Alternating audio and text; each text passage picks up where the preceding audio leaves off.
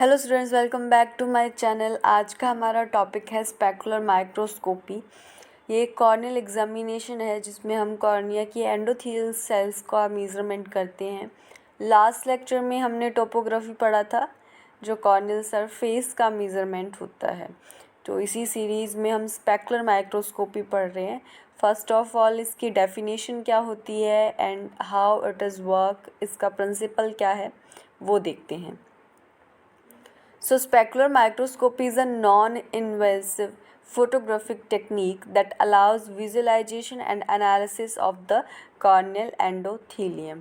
ये एक computer assisted device है, ठीक है। मॉडर्न जो स्पेकुलर माइक्रोस्कोप होता है वो size, shape and what is the count of endothelial cells ये भी हमें बता देता है। So how it is work, the principle is, जो इंस्ट्रूमेंट है projects light on to the cornea and captures the image that is reflected from the optical interface between the corneal endothelium and the aqueous humour. जो optical interface है जिसे हम refractive index बोलते हैं, so corneal endothelium का and aqueous humour का है वो अलग होगा।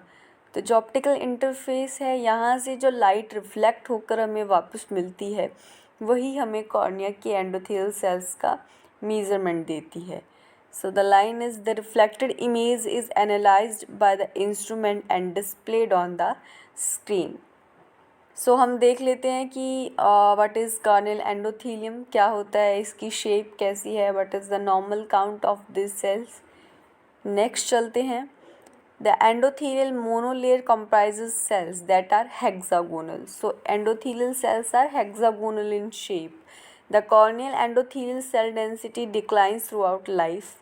यानी कि उम्र के साथ जो सेल काउंट है, जो सेल डेंसिटी है वो कम होती है। At birth, human endothelial cell density is approximately 5,000 to 6,000 cells per mm, but gradually decrease to about 3,000 cells per mm. 2,500 to 3,000 is the normal count of any individual. So the corneal endothelium does not regenerate. जो corneal epithelium है वो regenerate हो जाती है, लेकिन endothelium regenerate नहीं होती है। Hence, any focal endothelial injury, loss of endothelial cells is repaired by maintaining its continuity by migration and expansion of surviving cells. यानी कि वो नया तो बनेगा नहीं, ठीक है, तो हमें ही जो सर्वाइविंग सेल्स हैं उनका या माइग्रेशन करना होगा या एक्सपेंशन करना होगा।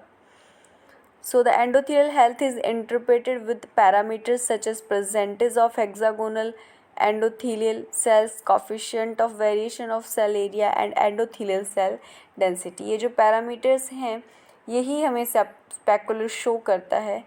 आगे मैंने रिपोर्ट भी लगाया हुआ है, आगे चलते हैं। So what is the uses of specular microscopy. First है assessment of changes in endothelial age related changes. Endothelium में एज रिलेटेड चेंजेस आते हैं, जो काउंट है वो बर्थ के टाइम बहुत ज़्यादा होता है, धीरे धीरे वो डिक्रीज़ होता है, तो ये हम मेज़र कर सकते हैं। After surgical process as corneal grafting, refractive corneal surgery, LASIK हो या फिर cataract, for complicated contact lens fitting for specially RGPs। जो कॉन्टैक्ट लेंसेज होते हैं उनकी फिटिंग के लिए भी हम स्पेकुलर माइक्रोस्कोपी का यूज़ कर सकते हैं। Assessment of endothelial of donor cornea and effect of preservation. Donor cornea in this sense कि जब कॉर्निया किसी का ट्रांसप्लांट हो रहा हो, तो जो कॉर्निया जो हमें ट्रांसप्लांट करना है उसकी हेल्थ चेक करने के लिए भी हम इसका यूज़ कर सकते हैं। Planning for preservation of corneal tissue, assessment of autoimmune disease related to degeneration और डायस्ट्रॉपी। कॉर्नियल डीजनरेशन हो या कॉर्नियल डायस्ट्रॉपी हो तो वो भी इसमें मेज़र हो सकता है। Measurement of corneal thickness and assessment of corneal epithelium can be performed also. Epithelium भी हम इसमें चेक कर सकते हैं। नेक्स्ट चल रहे हैं types of specular microscopy.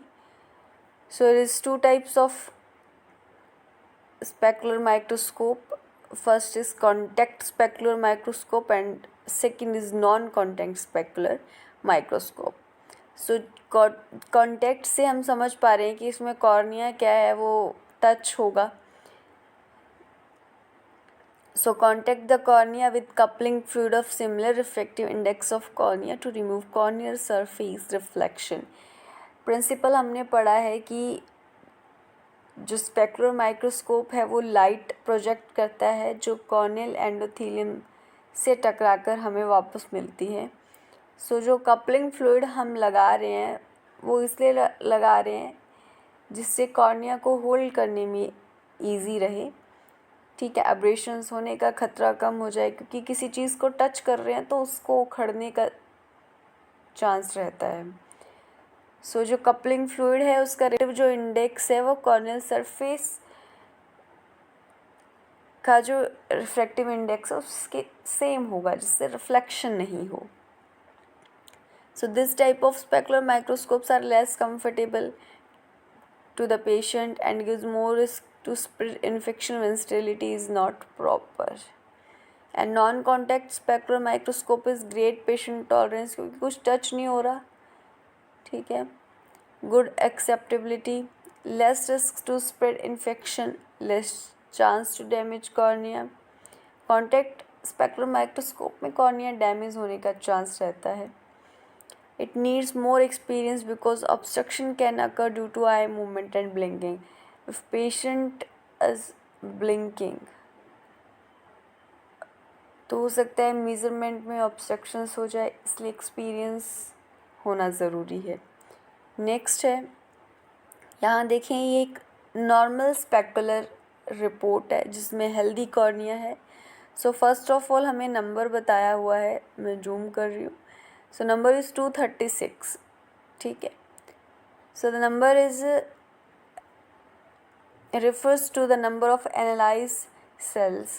CD is cell density, which is 2827. It is also normal. ठीक है. AVG is average cell area. SD is standard deviation of cell area. CV is coefficient of variation of cell area. And max is maximum cell area, min is minimum cell area. And यहाँ पे देखिए आप area show कर रहे हैं जहाँ लिखा हुआ है पॉलीमेगाथिज्म एंड अपेक्स जहाँ लिखा हुआ है pleomorphism.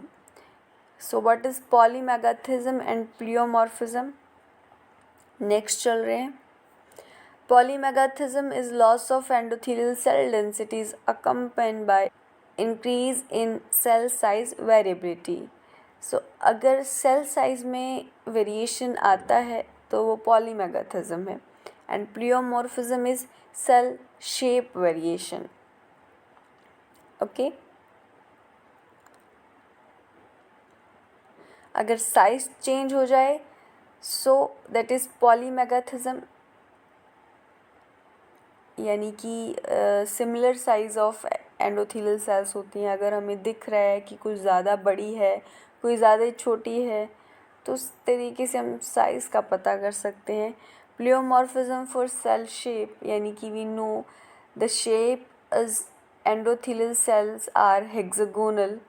So if it is converted into polygonal, so it is pleomorphism.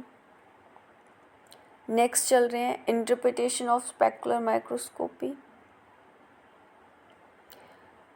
So corneal endothelial disorders क्या होते हैं. फुक्स एंडोथेलियल डायस्ट्रॉफी होता है, पोस्टीरियर पॉलीमॉर्फिस डायस्ट्रॉफी होता है, आइरिडो कॉर्नियल एंडोथेलियल डिसऑर्डर्स होते हैं, and Descemet membrane tear, DM tear, it means Descemet membrane tier.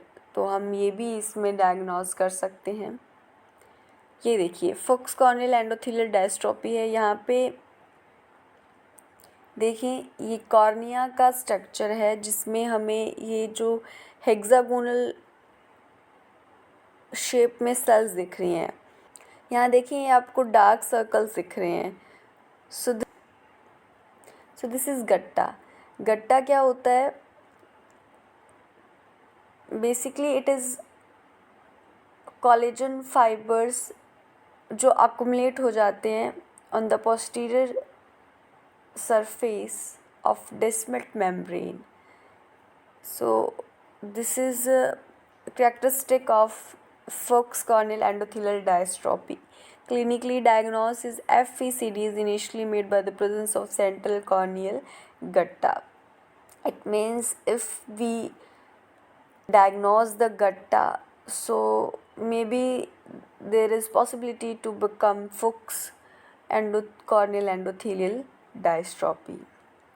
Next है iridocorneal endothelial disorder, it is also known as ICE syndrome.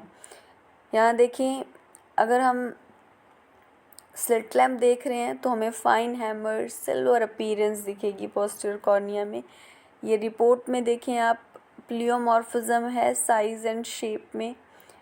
There is no hexagonality and there is loss of cell margins. यहाँ पे हमें cell margins भी clear नहीं हो पा रहे हैं. And dark areas within the cell, so that is ICE syndrome. यहाँ देखिए, फर्स्ट जो कॉर्निया दिखाया हुआ है ये हेल्दी कॉर्निया है. नेक्स्ट प्लियोमॉर्फिज्म है. प्लियोमॉर्फिज्म इज सेल शेप में चेंजेस हो गए. यहाँ देखिए, ये प्रॉपर हेक्सागोनलिटी हमें नहीं दिख रही है. ठीक है, शेप जो है वो काफ़ी बड़ा है प्लियोमॉर्फिज्म में देखें. And this is last gutta. So we easily diagnose what is healthy cornea, pleomorphism, polymegathism and gutta. So यहाँ पर हमारा ये चैप्टर कंप्लीट हो गया है. अगर आपको कोई भी डाउट है तो कमेंट सेक्शन में ज़रूर लिखिए. ओके बाय, मिलते हैं नेक्स्ट लेक्चर में.